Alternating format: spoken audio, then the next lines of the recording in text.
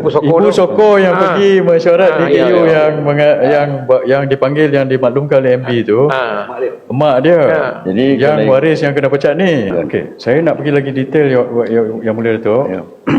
Saya nak tanya kenapa saudara Wan Khairi ini dipecat? Yang ni saya minta biar Datuk. Okey, kita pergi lagi detail sebab dalam podcast ni saya tak jumpa sebab dia ni dipecat, kenapa dipecat. Mungkin dia orang, sebab itu ini sebenarnya soalan dari Gen Z.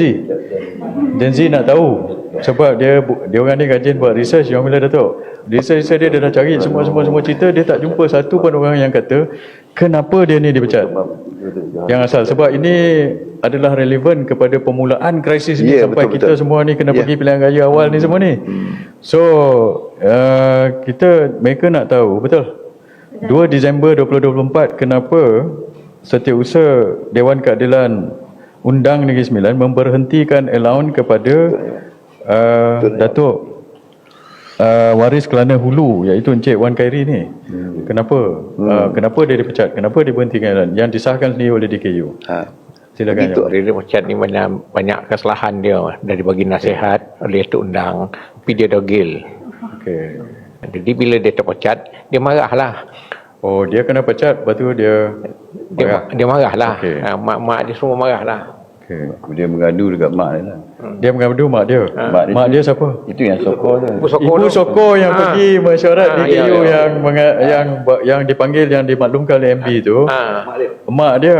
Jadi yang waris yang kena pecat ni. Jadi kalau ikut Sungai Ujung tu, apabila anak dia sebagai datuk lembaga tu dipecat, secara langsung ibu dia pun luruh kali lah.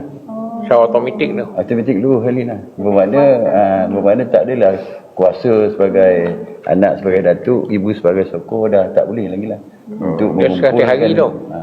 Kalau ikut adat 100 hari lah. 100 hari. 100 hari dia tak datang. Lebih lah. Di segi adat Sungai Ujung, apabila ada datuk adat melakukan kesalahan, bukan tak ada timbang rasa ataupun daripada segi adat. Jadi maknanya dibenarkan dalam 100 hari untuk panggil timbang salah. Timbang salah tu maksudnya minta maaf lah. Bahasa modernnya yang waris-waris tadi lah, yang buat silap tadi. Jadi timbang salah tu datang pada tundang, mohon maaf, dan dari segi adatnya adalah sikit-sikit denda dia yang perlu diikuti. Tetapi apa yang berlaku ialah mereka ni masih berdegil walaupun dah dinasihatkan dan mereka pun maklum tentang adat ini. Maknanya dalam 100 hari itu kena datang minta maaf dan apa-apa perlu dibincangkan dengan datuk lembaga, dengan undang dan sebagainya. Tapi sampai ke hari ini tidak datang. Dia tak, datuk-datuk lembaga panggil dia tak datang. Tak datang. Maknanya dia mempertahankan perbuatan dia tu lah. Dia tak panggil lah. Oh, kita tak panggil. Kita tak panggil. Tapi dia sepatutnya datang. Patut datang. Patut dia mengetahui hal ni. Jadi sebenarnya benda tu semua maklum. Kalau Yang 9 yang berkaitan datuk-datuk lembaga ni dia faham. Ya. Selepas 1 hari datang dia orang minta maaf, dan adalah datuk akan buat sesi adat buat apa kenduri timbang salah ni, maknanya minta maaf. Jadi bolehlah dicantumkan semula. Jadi boleh dia boleh memakai sebagai pesaka tu semula. Maknanya bolehlah. Tapi sekiranya melebihi tarikh 100 hari itu, maknanya hilanglah pusaka macam Datuk Muda cakap tadi. Hilang pusaka maknanya tidak boleh menyandang lagi keturunan dia sekali. Dan keturunan dia sekali. Ikut adat adat luar Sungai Ujung memang macam tu. Dia sebenarnya adat Patih pun macam tu. Yang boleh Datuk. Itu sebab saya kata tadi yang tadi tu, yang disebut tadi tu, Ibu Soko tu telah hilang kelayakan. Maknanya dia tidak boleh lagi menyandang apa-apa jawatan. Bila dia tidak boleh menyandang, maksudnya dia pun boleh ke pergi ke mesyuarat DKU untuk membentangkan kes? Memang tak boleh lah. Tak boleh langsung bukan, lah. Maksudnya bukan orang-orang biasa siapa-siapa je tak boleh. Tak boleh. Okey. Jadi dia dah diluruhkan, makna dia tak ada lagi pusaka kuasa untuk kata orang tu mewakili mecat undang ni. Dia tak ada kuasa lagi. Tapi kalau misalnya kata dia nak juga, kemungkinan dia boleh mencari ibu-ibu Soko yang lain. Tapi dia buat ke tidak tu? Dia menggunakan ibu Soko yang dah luruh tadi lah. Okey. Yang Wan Keril punya mak tadi. Okey. Kan? Jadi itu satu perkara lah. Yang satu perkara lagi, apabila dia menggunakan sokor yang luruh, yang tak boleh pakai lagi, apabila ibu sokor tu dah sepakat untuk menjatuhkan undang luar ni tadi, kan, sepatutnya perkara ni akan dibawa ke lembaga, makna tua lembaga, iaitu Datuk Andika lah, untuk mensah batalkan lah. Bermakna kalau Datuk ni jadi cakap apa yang dibawa itu betul, kan, bermakna Datuk Andika akan sahkan lah untuk penurunan ke atau untuk ditangguhkan. Jadi benda ni yang Datuk Andika yang dia bawa ni kepada Datuk Andika tu, Andika ni pun dah dipecat. I see. Jadi apabila perkara tu pula macam kata macam sampai ke Datuk Tua Waris ni kan, pun belum selesai lagi, dia akan dibawa ke Datuk Syahbandar.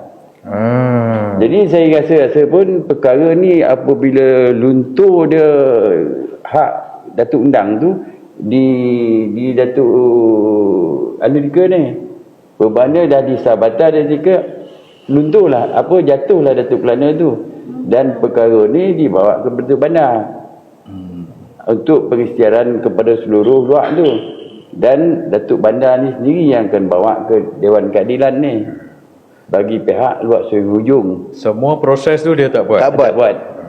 Jadi maknanya sah batal ni satu tu termasuk pensiasatan undang tu ada di tangan Datuk Andika Mandalika.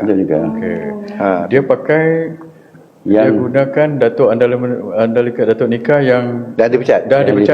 Okey, saya tak ada surat daripada DKU ke penggunaan Datuk itu dipecat. Ada. Tapi Datuk ada memang disahkan oleh DKU. Ya, memang sah. Yalah, yang dipecat Datuk Andika yang dipecat, Datuk Johan Tuawari yang dipecat tu adalah sebab-sebab dia. Ada sebab-sebab yang dia. mana yang mungkin orang dah tahu lah kan. Sebab tu tindakan undang untuk mecat dia. Kan? Jadi yang kita Datuk-Datuk lembaga yang tak puas hati ni sebab apa? Pemecatan undang ni dibawa oleh Ibu Sokor yang dah habis lucut. Dah lucut. Dah luruh. Jadi apabila dia orang ni berbincang Ibu Sokor ni untuk pemecatan dan mengeluarkan 33 soalan kesalahan tu, dibawa kepada Datuk Andika untuk sah batalkan yang 33 ni. Jadi Datuk Andika yang pecat tu, yang dia gunakan tu dah dipecat. Saya pun tengok macam tu. I mean kalau katakan walaupun tak ada surat pemecatan oleh DKU, tapi kalau dia sah, takkan DKU sahkan pelantikan yang betul. Dia untuk pemecatan Datuk Andika yang sebelum ni pun ada surat. Dan juga Datuk daripada yang Datuk Johan Keril jadi pun ada dia punya surat penamatan sebagai Datuk lembaga tu. Semua ada. So bermakna yang mana Balai Undang apabila memecat Datuk lembaga, apabila dia dah pecat, dia akan bawa pengetahuan tu kepada Dewan Keadilan. Dewan Keadilan akan waterkan lah pemecatan tu.